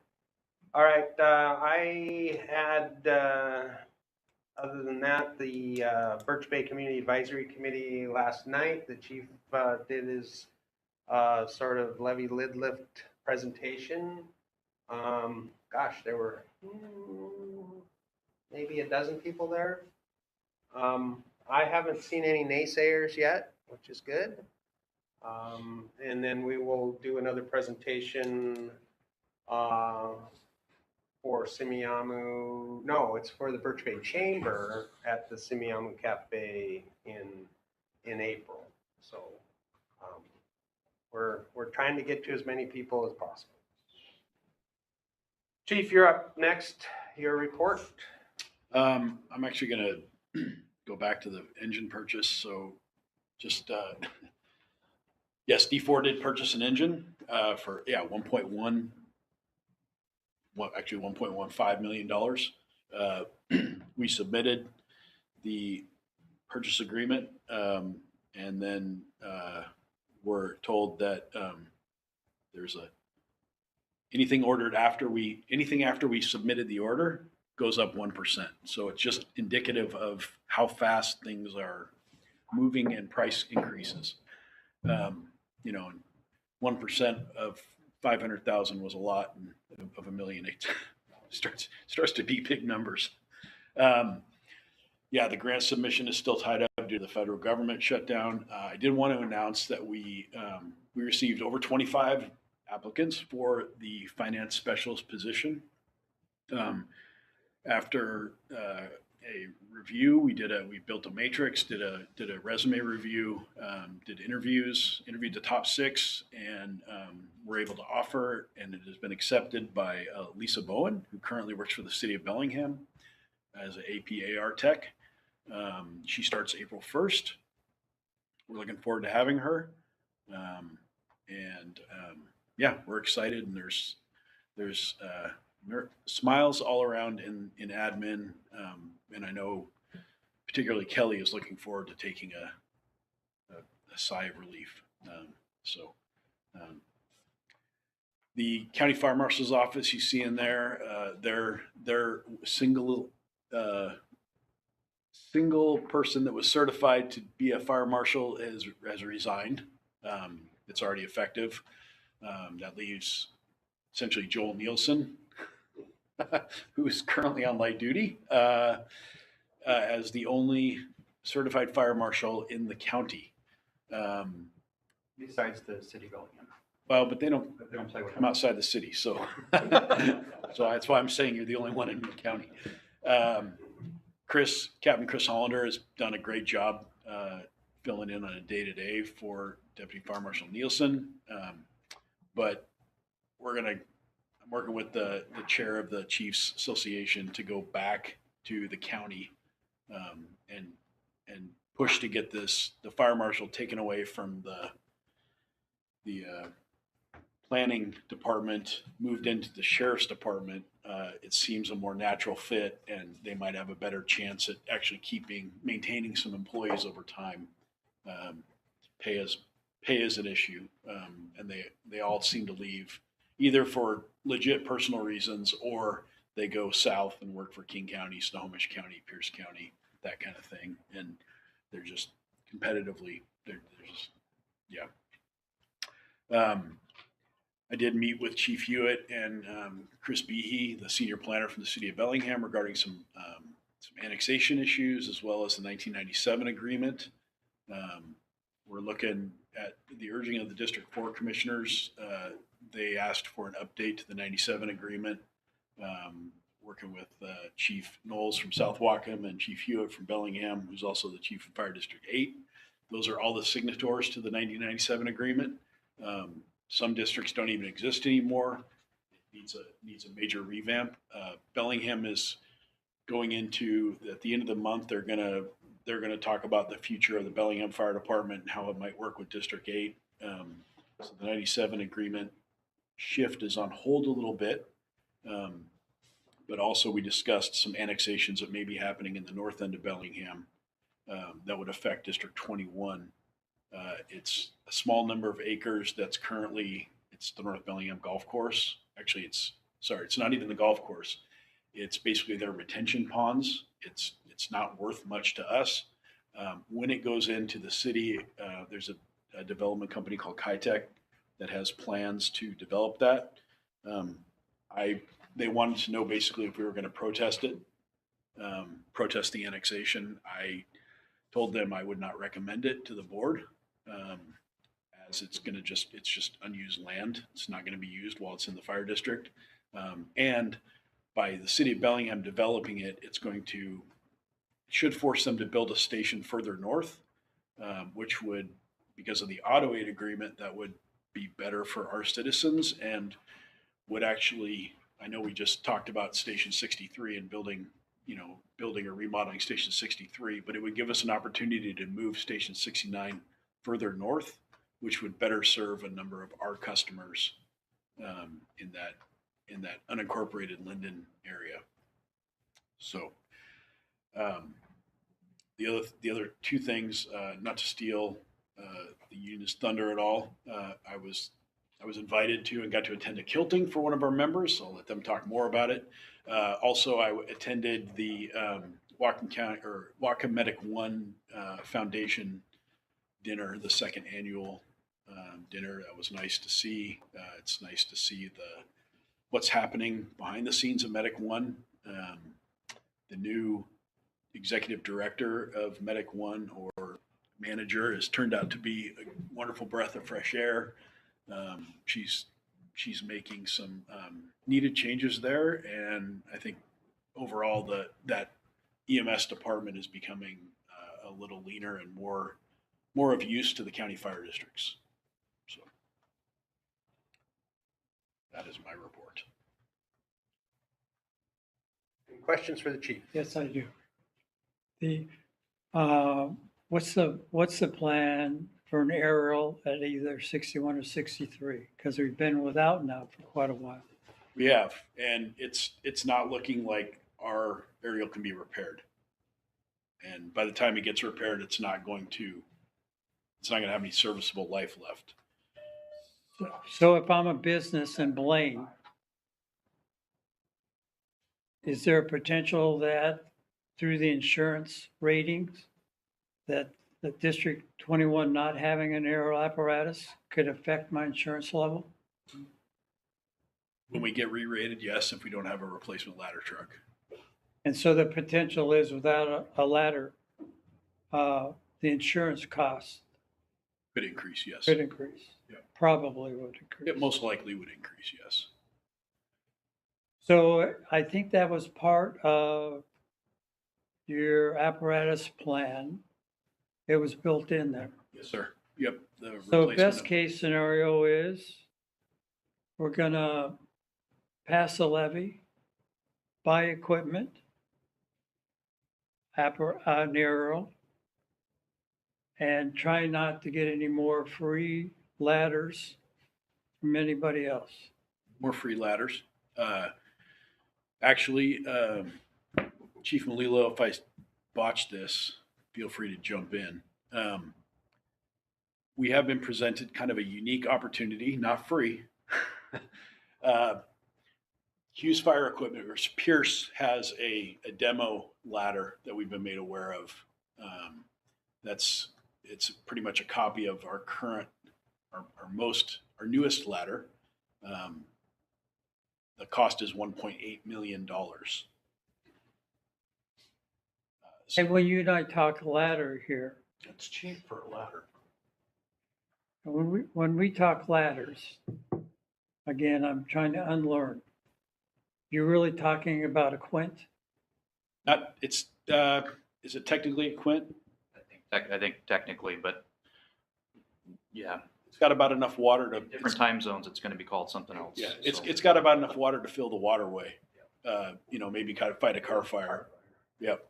So, but it has ground ladders. It's got an aerial device. It's got tank and it's got hose. So it qualifies as a quint on the West Coast. But it weighs too much to go, Cannot cross the bridge. cannot cross the bridge. No. If in a perfect world, we would have two ladders. We'd have one at 61 and one at 63 because of the California Creek Bridge. Do we have exemptions for that though? Not for the ladder. They will not give us an exemption for the ladder. All right, thanks a lot. I guess the silver lining, or, we don't have one ladder, how do we get two? We do, if the levy were to pass, we do have funds, reserve funds that we're hanging on to, because if the levy doesn't pass, we're going to need those to stretch things as far as we can. Upon passage of the levy, if this demo model is still sitting there, we could make a decision to allocate funds from reserve. It would essentially be $2 million by the time we tax licensing and all that good stuff. Draw down reserves in anticipation of being able to rebuild reserves over the levy period. That is an option. Plus, built into the levy plan is to be able to purchase a ladder truck. So there is that. There's that off ramp if we wanted to exercise it. Great, thanks. Why isn't the existing one repairable now? Because of the age, and it's got to go to a specialized shop. It can't be done on site due to the age and some of the other issues that it's got, some of the other built-in age problems. The biggest problem is that we've got the engineering drawings, but we can't get the metallurgy because it's not something that we can just have anybody who weld the parts that are broken. And in order for them to do it properly, to be able to meet inspection, we have to have the metallurgy. And unfortunately, the manufacturer doesn't have any record of that. So we're kind of flying blind to be able to direct what kind of repair we need. So that the only answer is to put it onto a lowboy and ship it off to one of the manufacturers for them to research it and put it back together. Now, the other concerns are that it still also has other issues that need to be repaired before it'll make inspection. And when we're done with all of that and we get the ladder truck back, the concern is if it will actually pass inspection. And then being that it's a 2007, I believe, we're at 20 years with it anyways. So it stops counting toward the rating system. Exactly. So we would be doing a significant lift to get 1 plus maybe 2 years left out of it. So my recommendation to chief was, rather than trying to fight this uphill battle with this, I mean, we can send it off, but we're likely into the 6 figures just trying to get it to work, and we're buying basically a year. Fair enough. And to add on to the ladder that chief had mentioned at 1.8, some other interesting things about that is that it's a base model and it's already being built. So if we were to order it, we would see it likely by August. That's if we had the ability to purchase it today. If today we ordered a ladder, we would likely see it in about 28 months to 36 months. So we could be upwards of 3 years of seeing another ladder. So what I'm hoping to do is, if this one is not an opportunity that we can jump on, that we keep an eye out for the next basic build. There may be another one in next year that we can jump into and get earlier. It's not any bells and whistles. It's not anything custom, but it absolutely meets our needs. So That's kind of where we're at as a district. exactly. All right. More great news. Local 106. Hello, Thank you for being here. Absolutely. Biggest thing, like Chief mentioned, we had a kill team. One of our members got kilted. He's a full-fledged member of the pipe band now, Cody Bone. Along with 2 Bellingham guys, so we're pretty happy for that. The band is growing, which is good. Scholarships are open. Rob's kind of heading that up through the Benevolent Fund, or the Benevolent Foundation. And then we had the stair climb. All 6 of our members finished. We raised $6,001. Liz was the fastest out of our department, so I want to point that out. And she was the top 20 for all women.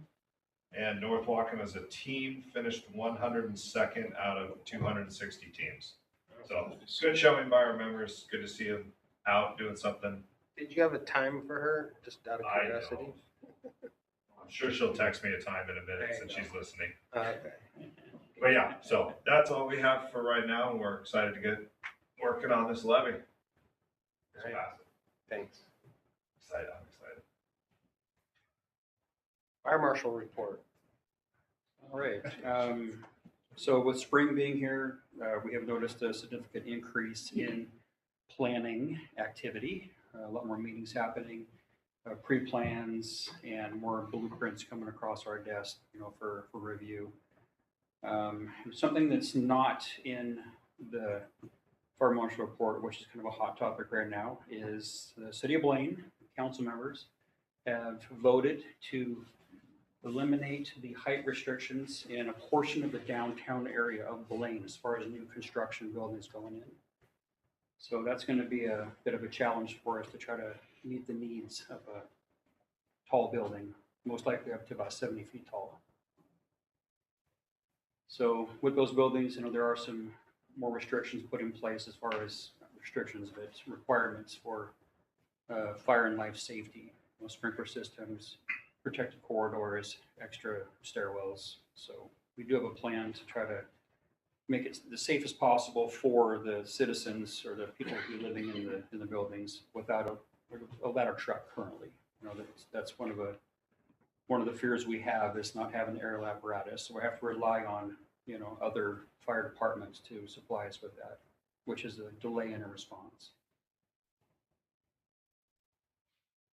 Is there any avenue to talk with the city and or the builders that it would be in their best interest to potentially help fund the purchase of a ladder truck to protect the facilities that they want to build? I know we've done it in the past, but I'm not sure the avenue we have to take to pursue that.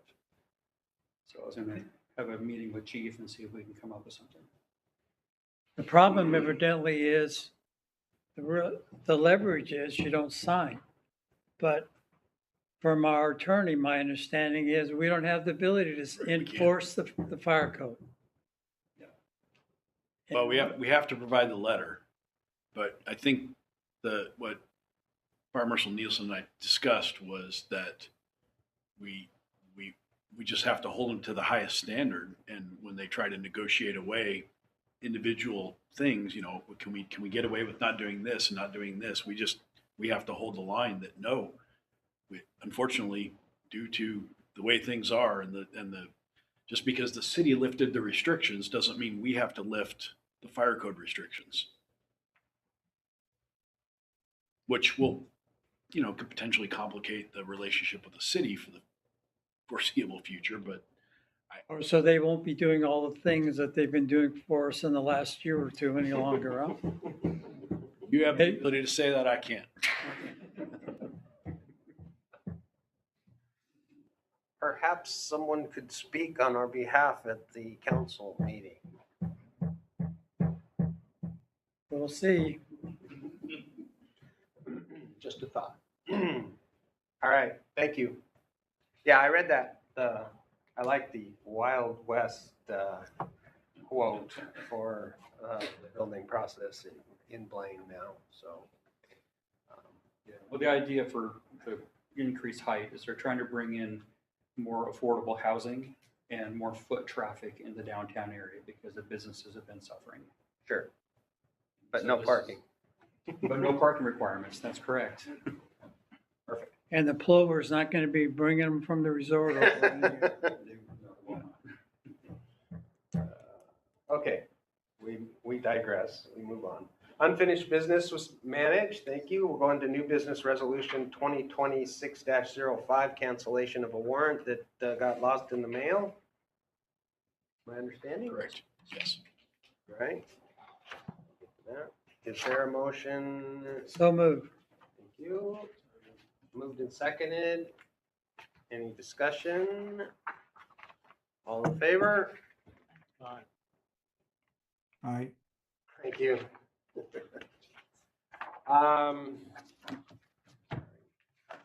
Then we have a surplus vehicle resolution 2026-06. Chief? This is one of our So, non-functioning ladder trucks. One of the things I just noticed is probably I sent the version that Jenny sent me as a template back to Jenny, and that's the one that ended up. So I will have to put the surplus of the shop truck to the board for April's meeting.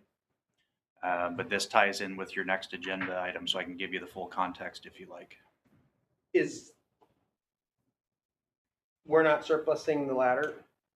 My recommendation. It's already been surplus. Yeah, the ladder that you're looking at on that resolution has already been surplused. It still sits in the back of 63. Based on our previous conversation about the current ladder truck, I'm going to be recommending to Chief that we surplus that one as well. But that's not before you here. What was intended to be in front of you today was a resolution to surplus our current shop truck. So because that got miscommunicated there, I'll have to bring it to you in April. Okay, and without getting in a big, long discussion about that, but how old is that truck? 2020, 2019. And it was designed wrong. The same people that designed the ambulances. And the engines. Is there any liability associated with any of this? No, I think we hired the chief after that date. The mechanic that helped design those is gone. I'm not saying internally. I'm saying, how can these manufacturers sell us stuff that doesn't meet weight, that doesn't meet the use of the vehicle as it was intended? If that's a single cab diesel 550, we chose to put the box on the back and not put enough weight in it. If we would have, they sold us the chassis. If we would have put a hauler on that thing and hauled stuff back and forth up and down the freeway, we would have used that engine the right way. Unfortunately, it did not get used correctly. It did not get broken in correctly, and it blew. And we've gotten a second and a third opinion, and there is nothing we can do with that. That thing it's a hunk of metal. We can't repower it. We can't do anything because the transmission's tied to the engine. It's just, Thank you. sorry. So there is no resolution for a surplus. That'll come next month. And then we have a discussion, possible action on the new shop truck, which we have a quote. I'm curious if this needs to be a competitive bid process, or is this a sole source, or is this under a existing purchase? So far as I can tell, this is a sole source. The other part that I'm chasing down based on what Chief has asked me to do is to see if there's purchasing agreements already out there. Not to sound overly dramatic, but the person who wrote this is also battling multiple forms of cancer. So he's trying to get through chemo and give me an answer on that one. So I'm giving him a little bit of time. He believes that there are purchase agreements out there that we could jump on that would help us. So is it premature to take action on this one today then? My request here is to look at this from a couple of different angles, and Chief and I have discussed this at length. This is, in my opinion, an absolute necessity based on a number of factors. The first being that obviously the discussion on our current shop truck. Even with our current shop truck in place, the visual that I had was we are trying to maintain a fleet that is worth multiple millions of dollars, essentially out of a pickup truck. And our mechanic is supremely talented and experienced. I actually did the math from the local that he came from. He was awarded north of 60,000 hours of time. In a 40-hour work week, that equates to 28 years of industry time doing field work. So when he says that this is going to be significantly more efficient, I believe him. The other part to this is the shop truck idea, and the bid that you have in front of you is intended to bring the shop to the location rather than the location to the shop. This alleviates the need to have the shop into the Station 63. I will also say that we're covering 185 square miles. To bring an apparatus to a central shop is difficult. This machine is purposely built to do fluid exchanges right on site. It's purposely built to have the filters and common parts that he needs so that we're not running back and forth between central supply or stores, which will significantly reduce the amount of time it takes to get repairs done. When it's all said and done, again, I'd like to try to find another source. I'd like to try to find you know, the purchase agreement type thing, but it's in front of you today because we're in kind of dire straits with a lot of things. I understand that, but we are trying to maintain a fleet. We're literally at the wire. We have 4 engines in service, and we have no reserves. And the current mechanic is trying to balance as much as he can, but we're asking him right now to work out of a pickup truck that wasn't designed even to be a shop truck. I have some observations on this, Bruce. Certainly. I really see this part of the Station 63 issue. You might as well start the process of getting the mechanic the tools he needs to maintain the fleet now, because regardless of which option you take, he's not going to be there. And ultimately may get to a point where not only is he doing more of his work outside the shop, that maybe the shop to some degree might move someplace else anyway. So I'm very supportive of replacing this piece of equipment. I just want to make sure we're looking through the lenses and provide the narrative on how it relates to the levee lift. Because if I look at it from the standpoint that this is really part of the overall 63 issue on how to mitigate replacing the station or remodeling it, then I have a very easy time looking at anybody in the eye and say, this is a replacement piece of equipment, and also it's going to advantage to us when we replace the station. So the bottom line is very supportive. I just want it to be done legally. I don't want to have the newspaper, when they get tired of beating up the Port Authority on their contracts, I don't want to give them, and then there's North County. Thanks. So I agree with what you said. I think a lot of our discussions about 63 were, do we move the shop anyway?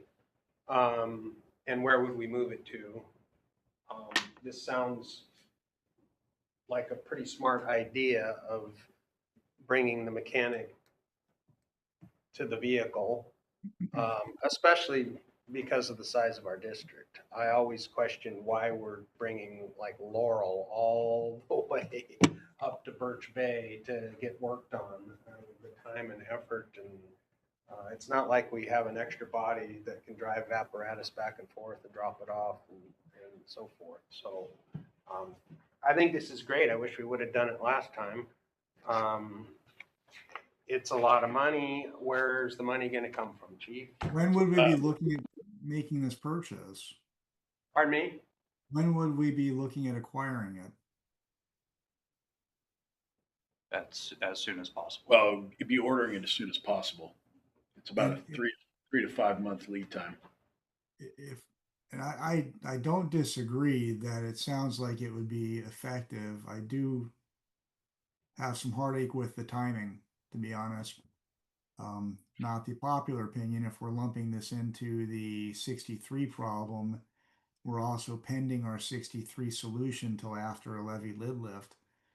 It feels a little cart before the horse-ish to me. I don't disagree. I think it's a good idea, but we are literally hemorrhaging funds right now, and we're talking about making a change on something, reasonably so, but at a time when we don't know what direction we're going because of a levee lid lift. So understand we do not have a shop vehicle now. I know. The next question is, where do the funds come from? And that's what I just heard asked, so that's what I want to know. Funds would come from actually mitigation. This would be based on our discussions about Station 63, 2 out of 3 options. There are 2 of the 3 options eliminate the shop. This is an additional level of service because it allows the mechanic to be mobile and go to the crews to repair and replace things. We've been clamoring for a reason to use mitigation funds. This, I believe, meets that definition.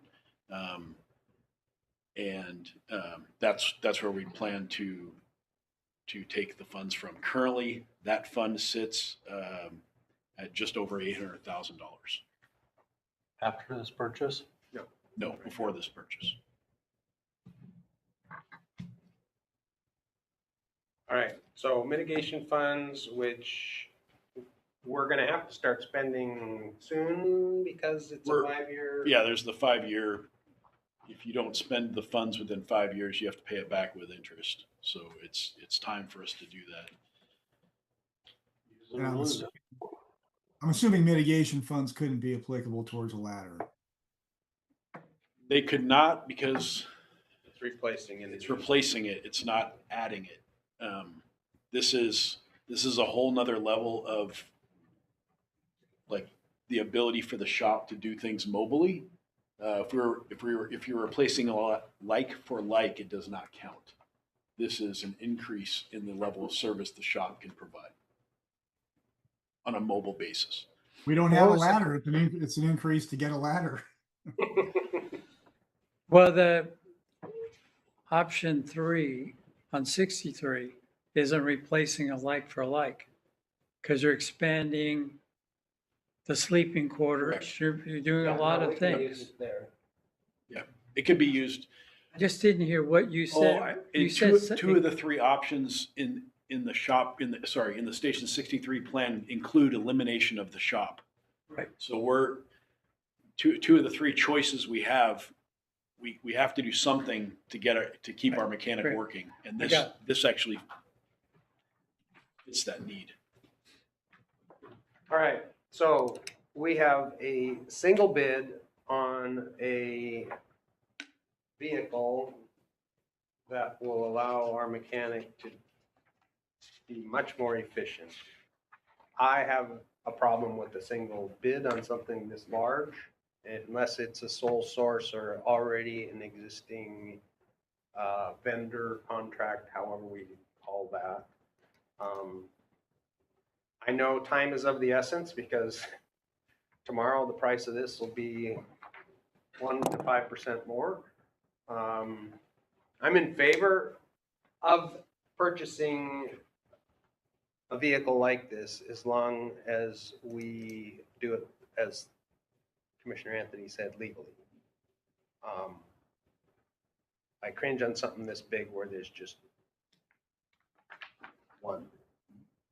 And maybe that's all there is out there. Maybe no one else does this, or maybe they're not, in our service area or whatever. So is there a way to authorize that if we wanted to authorize the purchase of something like this, once all of those other criteria are met, I would assume that the next bid we're not going to take if it's more. So would we be able to authorize this amount, up to this amount, for the purchase of a vehicle once we determine that there are no other bids or no other sources for it? As far as process goes, I don't think I could accurately answer that, but I will say for my part of the process, I will ensure that we either follow the bid process and find other vendors, or we get on to, I can clearly state to you and anybody else that this is a single source, or we get onto a purchasing agreement. So in any case, I will ensure that we are meeting the letter of the law when we go to purchase this. Well, if you're gonna have to go out to bid, that's gonna add time. So you're only 30 days away from another board meeting. Right. So I can see giving you a little, if you've done the research and everything's fine with this particular thing, I can see giving you some leeway, but if you're gonna go out to actual bid, might as well wait till you come back a month from now. Right. If you have to bid. Based on I would ask that you authorize up to a certain amount, ensuring, and charge us with ensuring that all, whether it's through a buying group or we determine whether that we can sole source this from legal, or if we have to go to a bid, then we have to go to a bid. So if we authorized you to a certain level, you're still gonna have to come back to us then to approve a warrant to pay him? No, you would be authorizing us if we use legal means, so a buying group, sole source, or have to go to bid, then if we have to go to bid, then it's gonna take us beyond the next meeting. So that way we'd have authorization to unseal the bids and go through the process and then award the bid even after the next meeting. I'm confident that Bruce will make it clear to me what I need to do. I'm good. Thanks. I don't want to learn any more about this. Okay. All right. So is this amount, up to this amount, is that? I would ask for a cushion of, hang on, let me get to the bottom line. Yeah. Is 240 enough? Up to 240, 250, whatever it takes. 240 would be good. Yeah, 240. That way it fits. I mean, it's within this. Yeah. All right. I am willing to entertain a motion to approve the chief to purchase a IMT 11-foot body, 86 30-foot Crane Miller Air Pack F600 chassis shop truck, not to exceed $240,000 once they have determined that this is either a sole source or best price. And if that means you get other quotes and one's cheaper and it fits all the bill, then we'll expect that you would take that option. Is there a motion? It's been moved. Is there a second? Second. Is there any further discussion? All right, I'm going to ask for a vote. If you're in favor, please raise your hand. Is there anyone opposed? Okay, so it passes 4-1. Thank you. That's not going to be part of the lawsuit. Appreciate your independence, Matt. I stand by what I said before. All right, so correspondence we've seen. Is there anything of importance in there that we need to mention? Everyone saw.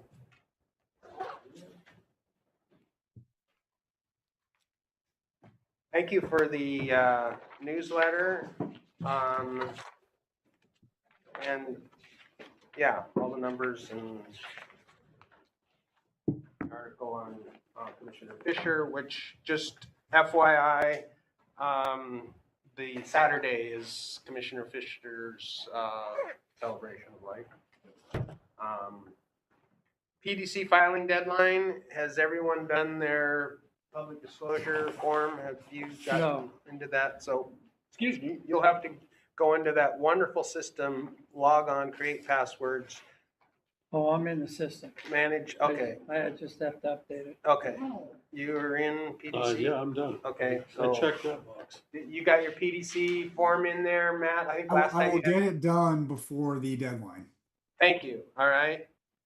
Board meeting on the 16th. I will be out of town. I hope to be able to do it by Zoom, but I will be in Montana. Everyone else okay for the 16th? Yeah. Okay, we did the public comment. Jenny, you've got next meeting, the Station 63. We've got a surplus vehicle resolution, probably, an update on the shop truck purchase.